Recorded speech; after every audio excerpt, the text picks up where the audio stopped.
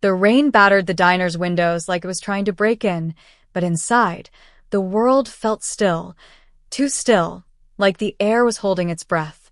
I sat across from Ellie, my not-quite sister, her blonde curls catching the glow of the jukebox, and something in my chest twisted so hard I thought I'd crack open. At 23, I wasn't supposed to feel this way. Not about her, not ever. We weren't blood, but we were family. Our parents married when Riley, was 10 and Ellie was 8, blending our lives in a small Oregon town where everyone knew everyone's secrets. Back then, she was just the annoying kid trailing me, stealing my headphones, begging for piggyback rides. But now? Now, she was 21, all sharp wit and soft smiles, and I was drowning in the way her laugh lit up this dingy diner. The realization hit me like a freight train. I was in love with her, and it terrified me. The diner smelled of coffee and fried onions, a comfort that clashed with the storm in my head.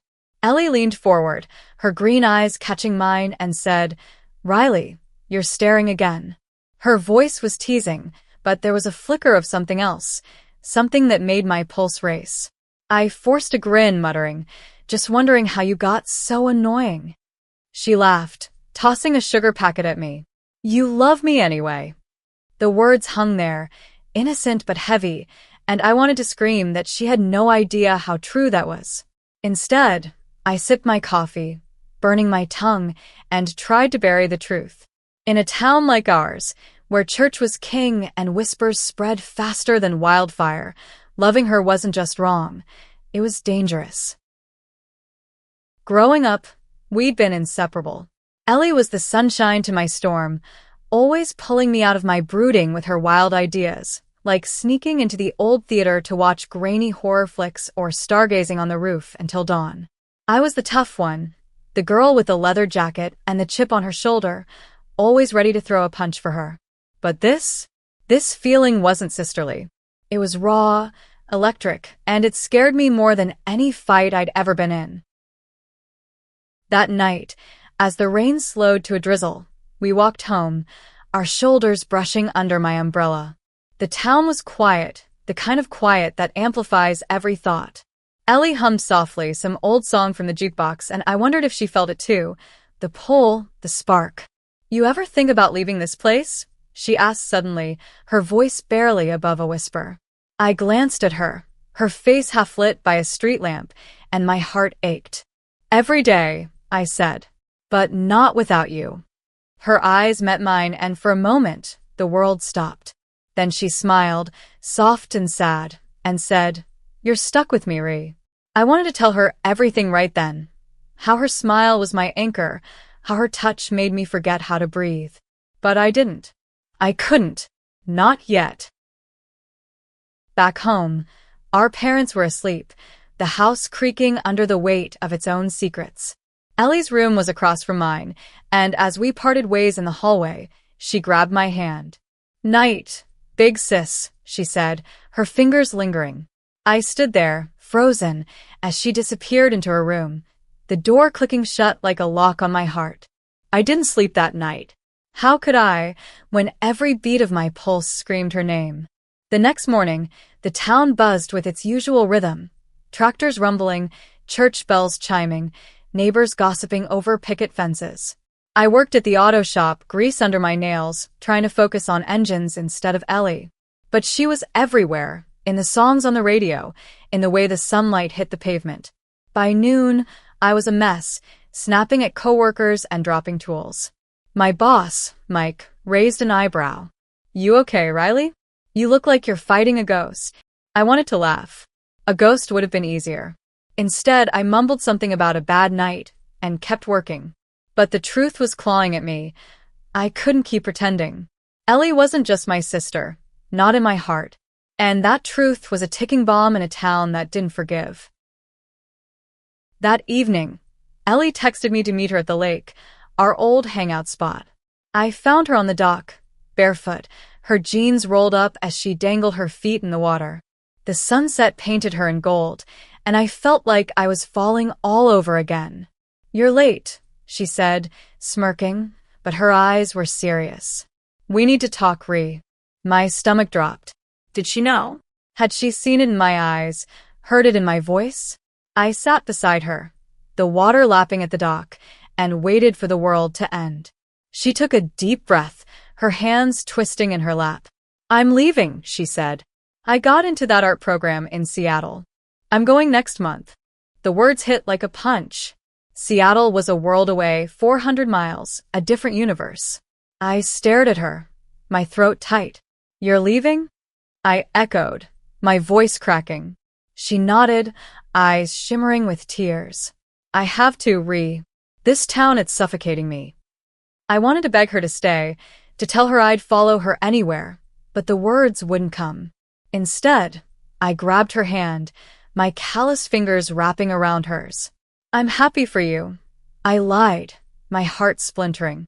She squeezed my hand back, and for a moment, I thought she might say something that would change everything. But she just leaned her head on my shoulder, and we sat there, silent, as the sun sank below the horizon. That night, I lay awake, staring at the ceiling. Ellie was leaving, and I was losing her before I'd even had the courage to tell her how I felt. But maybe that was the point. Maybe love like this, wrong, impossible, was meant to stay buried. Or maybe, just maybe, I could find a way to fight for it. The days after Ellie's announcement felt like walking through fog. Everything blurred, heavy, unreal.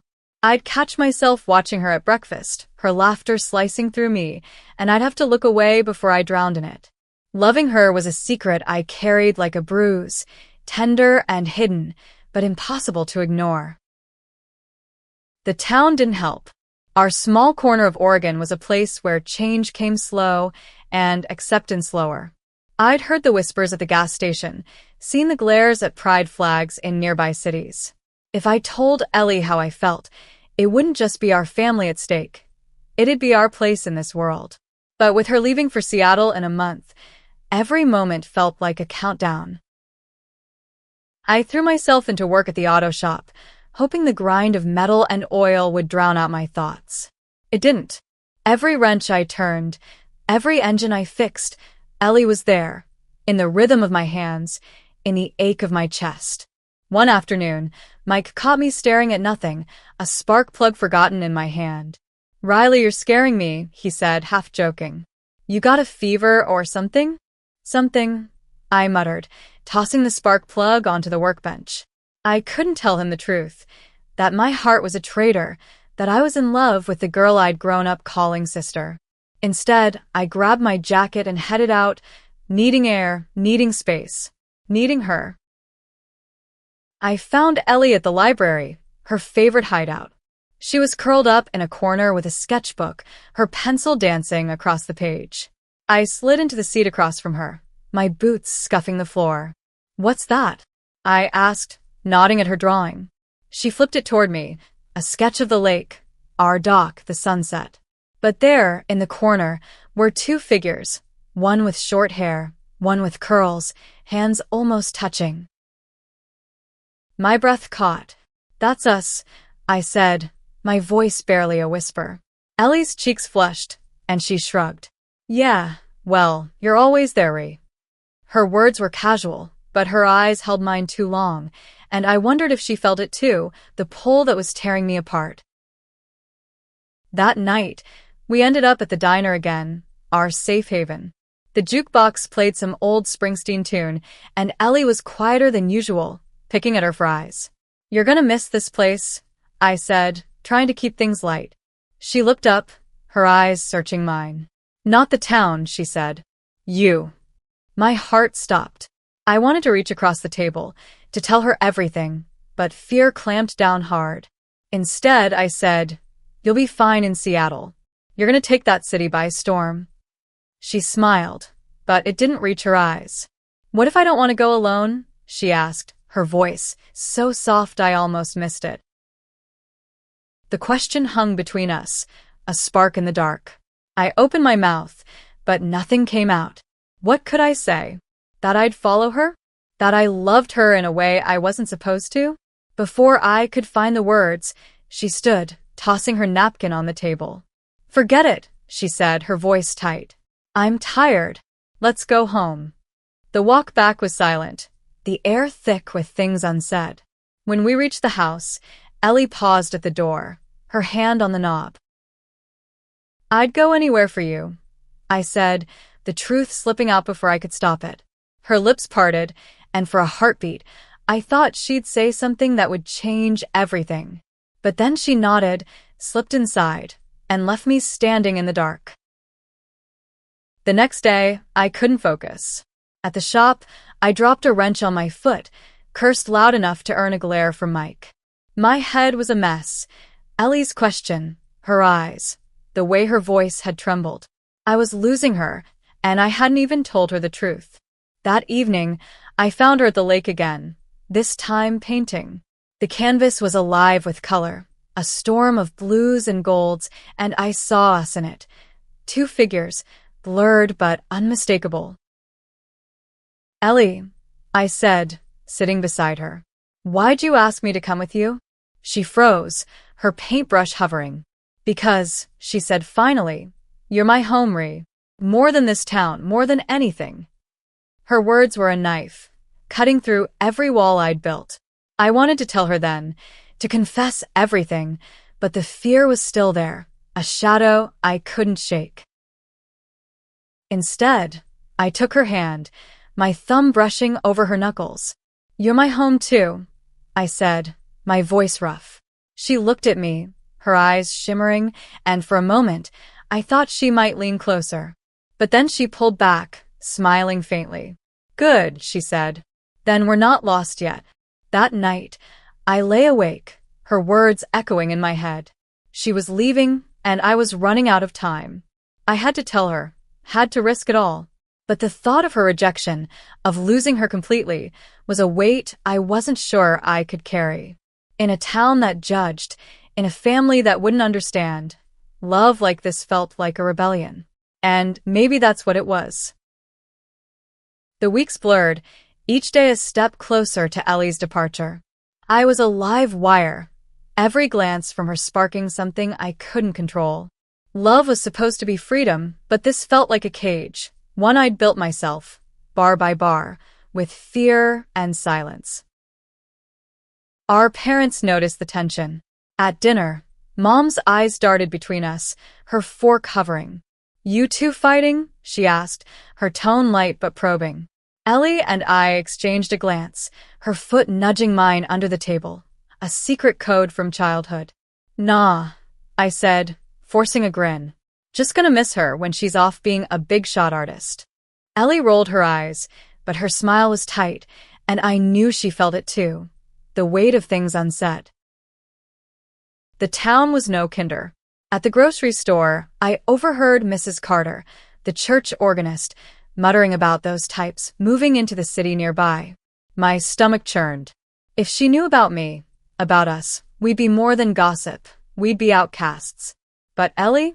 She seemed fearless, sketching pride flags in her notebook, humming songs about freedom. I envied her courage, even as it scared me. One evening, we ended up at the old theater, our childhood haunt. The place was falling apart, but Ellie loved its faded glory. We snuck in through the back, the air thick with dust and memory. She spread a blanket on the stage, and we lay there, staring at the cracked ceiling. "Remember when we thought this place was magic?" she asked, her voice soft. "It still is," I said, turning to her. Her face was inches from mine, her breath warm. I could have counted her freckles, could have leaned in, and, God, I wanted to, but I didn't. Instead, I asked, "You scared about Seattle?" She shook her head. Not scared. Excited. But she hesitated, her fingers brushing mine. "I don't want to lose you, Ree." "You won't," I said, too fast, too desperate. Her eyes searched mine, and I felt like she could see right through me. See the truth I was too coward to say. "Promise?" she whispered. I nodded, my throat tight. "Promise." The next day, I found her at the lake again, this time with a letter in her hand. "What's that?" I asked, sitting beside her. She handed it to me, a letter from the art program, confirming her spot. "It's real now," she said, her voice trembling. "I'm really going." I wanted to be happy for her, but all I could think was how empty this town would be without her. That night, at the diner, she was quieter than usual, her eyes distant. I couldn't take it anymore. "Ellie," I said, leaning across the table. "What's going on? You're acting different." She looked at me, her lips parting, then closing. "Finally," she said, "I saw you, last week at the shop.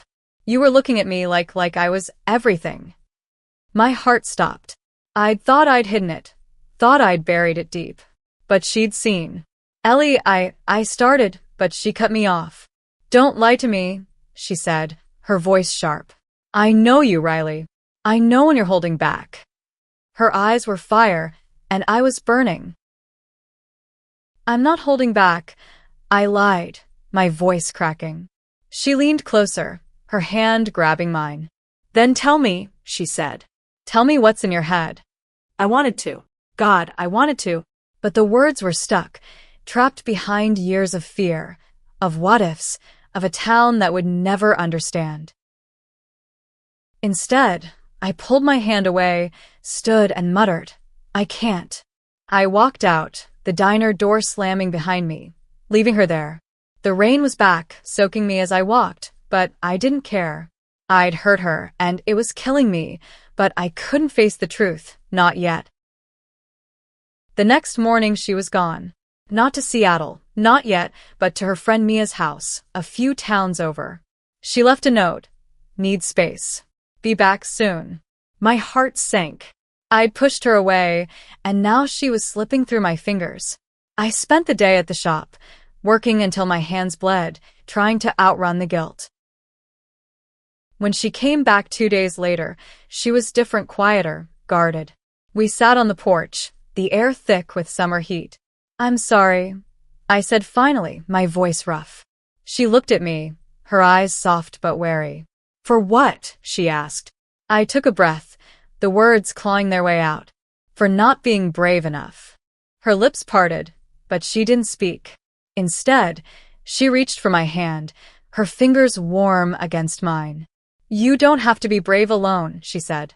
And in that moment I knew I had to tell her. Soon. Before she left, before I lost her for good. The air felt heavier now, like the town itself was pressing down on me. Ellie's words, "You don't have to be brave alone," echoed in my head, a lifeline I was too scared to grab. With her leaving in 2 weeks, every second felt like a ticking clock, counting down to the moment I'd lose her. I tried to act normal, but normal was a lie.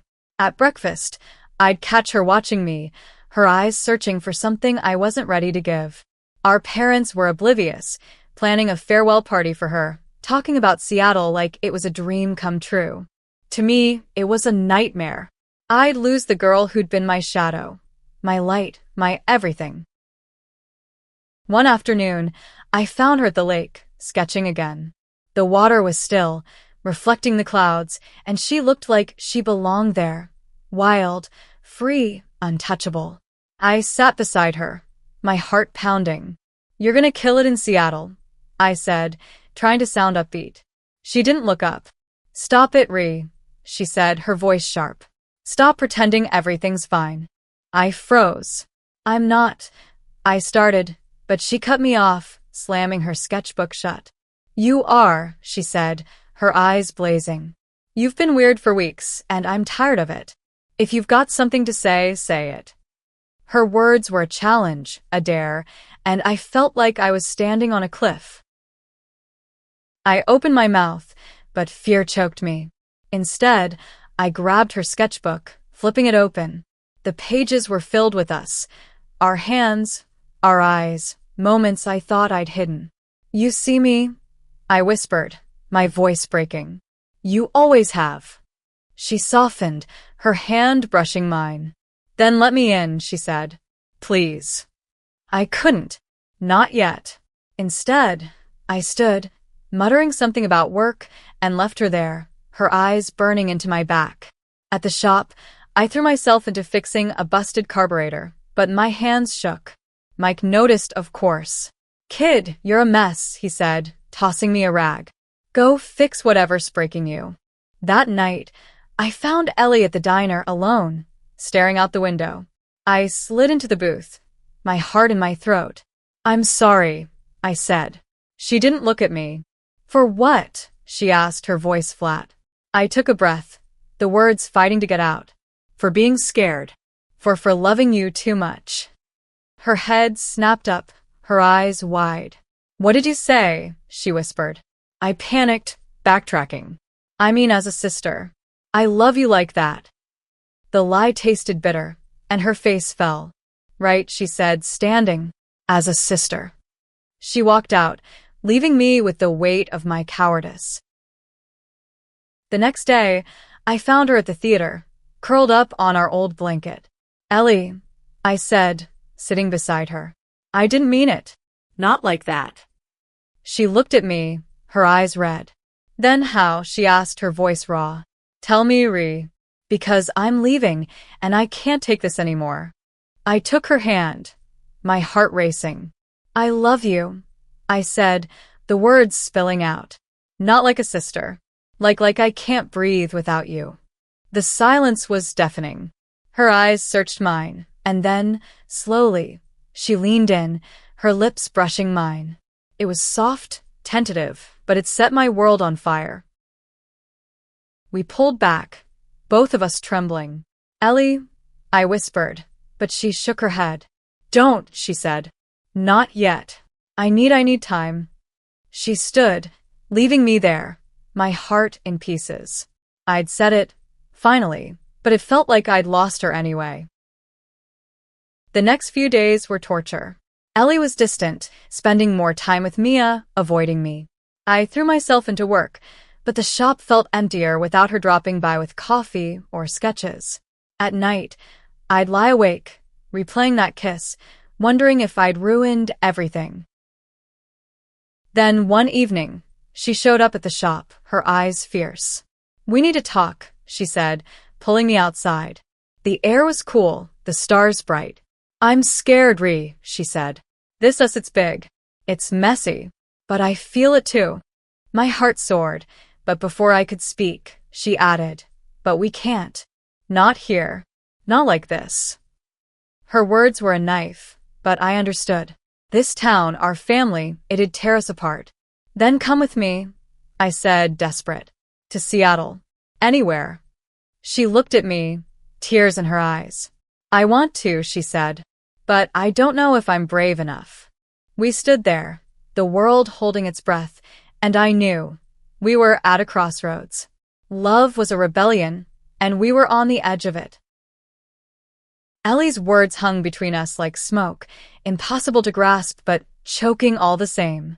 She felt it too, the love, the pull, but she was scared, and so was I. With her leaving in 10 days, the clock was merciless, ticking louder with every glance we shared. The town was buzzing with her farewell party plans, our parents oblivious to the storm brewing between us. I couldn't eat, couldn't sleep, couldn't think without seeing her face, that kiss, the way her lips had trembled against mine.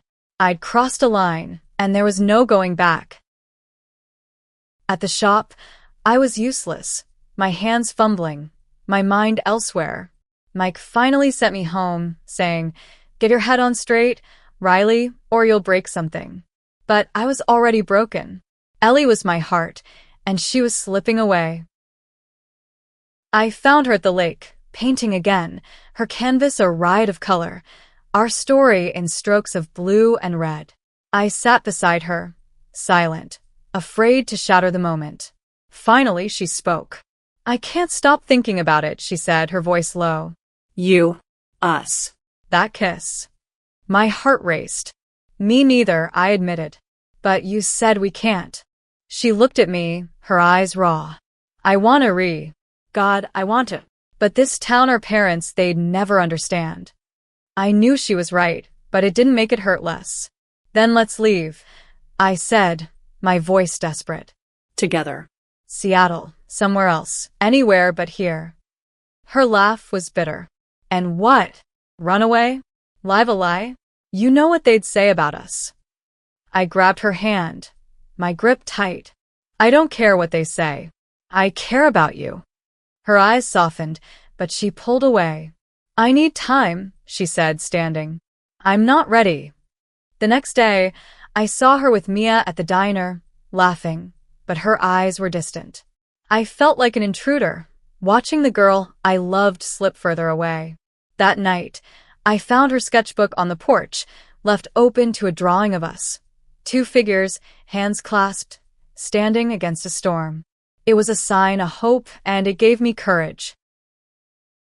I confronted her at the theater, our old sanctuary. Ellie, I said, my voice steady for the first time. I'm done hiding. I love you. I've loved you for years, and I'll love you no matter where we are. She stared at me, tears streaming down her face. Ree, she whispered, I love you too, but I'm scared. I stepped closer, my hands cupping her face. Then be scared with me, I said. We'll figure it out. Together. This time when I kissed her, she didn't pull away. It was fierce, desperate, a promise in the dark. When we broke apart, she was crying, but she was smiling too. Okay, she said. Together. The next few days were a whirlwind. We were careful, stealing moments when no one was watching, her hand brushing mine, a glance that said everything. But the town was small, and eyes were everywhere. At the farewell party, I caught Mrs. Carter watching us, her lips pursed. My stomach twisted. We weren't safe here. That night, Ellie snuck into my room, her eyes bright with fear and determination. I'm ready, she said. Let's go. Seattle. Now. My heart leapt, but reality crashed in. We need a plan, I said. Money, a place to stay. She cut me off. I don't care. I can't stay here, pretending I don't love you. We spent the night planning, whispering about apartments, jobs, a life where we could be us. But the fear was still there, a shadow we couldn't outrun. The next morning, our parents found her sketchbook, left carelessly open to that drawing of us. Mom's face went pale. What is this? She asked, her voice shaking. Ellie froze, but I stepped forward. It's us, I said, my voice steady. We're in love. The room went silent, the air thick with shock. Dad's face hardened. This isn't right, he said. You're sisters. Ellie's hand found mine, her grip fierce. Not by blood, she said, and not in our hearts. The argument was brutal. Tears, accusations, words we couldn't take back. They told us to leave, to fix ourselves. We packed our bags that night, the house suffocating. As we stood at the door, Ellie looked back, tears in her eyes. This was home, she whispered. I squeezed her hand. We'll make a new one. We drove to Seattle, the roads stretching out like a promise. The city was alive, bright, a world away from our small town. But the fear lingered. Could we really do this? Could love be enough?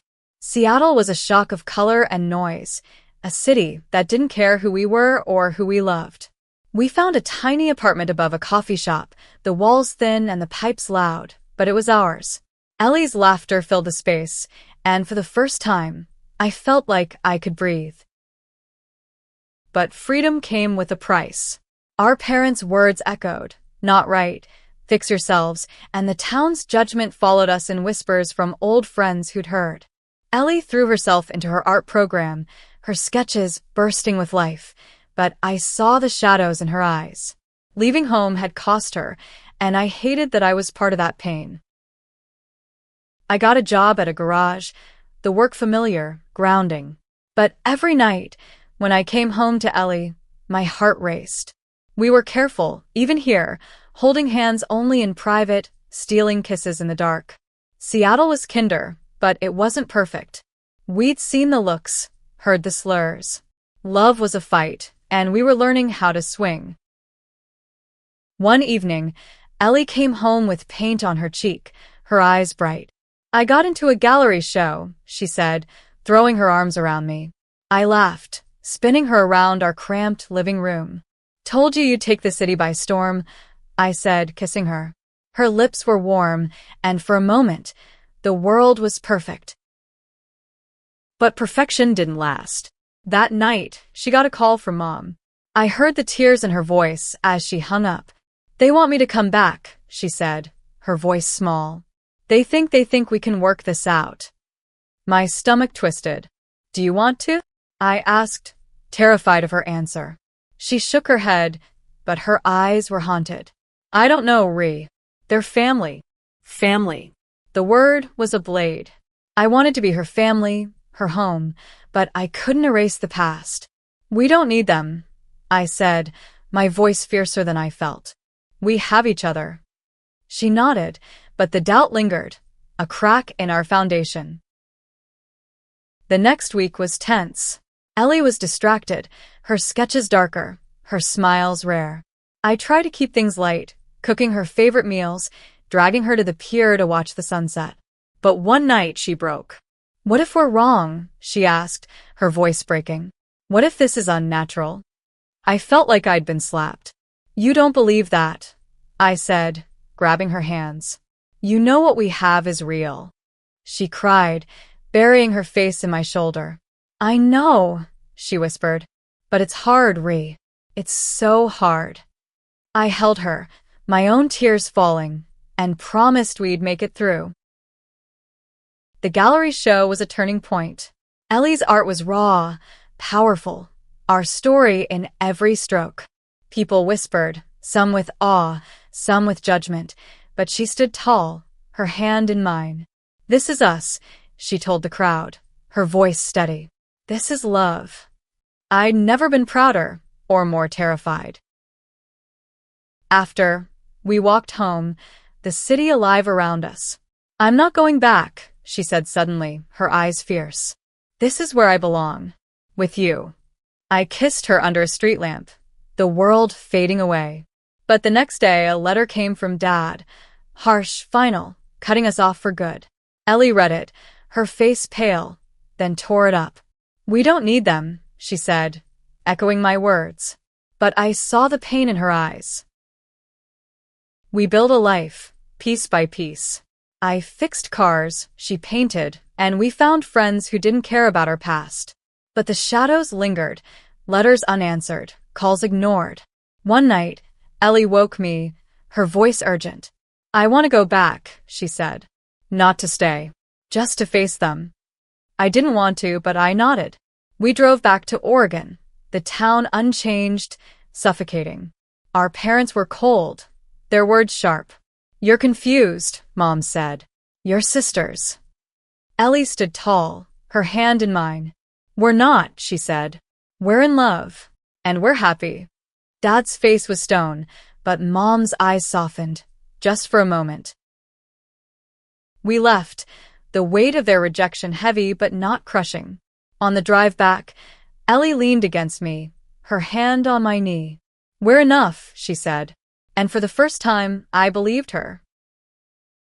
Back in Seattle, the city felt like a promise kept.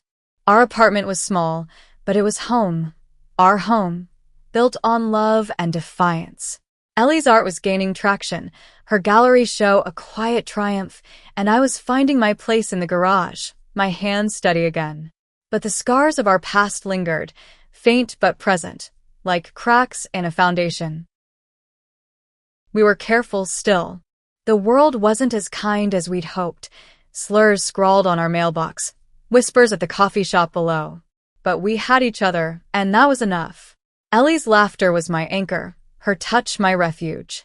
Every night, we'd curl up together, her head on my chest, and I'd think, this is worth it. This is everything. One evening, she came home with a new sketch, a portrait of us, older, lines on our faces, hands still clasped. "This is us in 10 years, she said, her eyes bright. "Still here. Still fighting." I kissed her, my heart full. "Always," I said. But doubt crept in. Could we keep fighting? Could love survive a world that didn't always want it? The answer came slowly, in moments. A neighbor who smiled instead of stared. A friend who invited us to dinner. No questions asked. A gallery owner who saw Ellie's talent, not our story. Seattle wasn't perfect, but it was ours, and we were building something real. One night, Ellie got a call from Mia. Our parents had reached out, asking about us. They miss you, Mia said. Ellie's face was unreadable as she hung up. What do you think? I asked, my voice tight. She sighed, leaning against me. I miss them too, she said. But I don't miss who I had to be. We talked for hours, weighing the past against the future. Finally, she wrote them a letter, not begging, not apologizing, just honest. We're happy. We're in love. We hope one day you'll see that. We mailed it, knowing it might change nothing. But it was enough to try. Months passed and life settled. Ellie's art was in another show, and I'd started taking night classes, dreaming of something bigger. We were growing together, our love a quiet strength. One evening, at the pier, she pulled me close, the city sparkling behind us. I'm glad we did this, she said. I'm glad I fell in love with you. I smiled, my heart full. Me too, lil' sis, I said, the old nickname soft now reclaimed. She laughed, shoving me playfully, and we kissed, the world fading away. It wasn't perfect, but it was ours. A love that had defied a town, a family, a world that didn't understand. The next year, a letter came. Mom's handwriting, shaky but clear.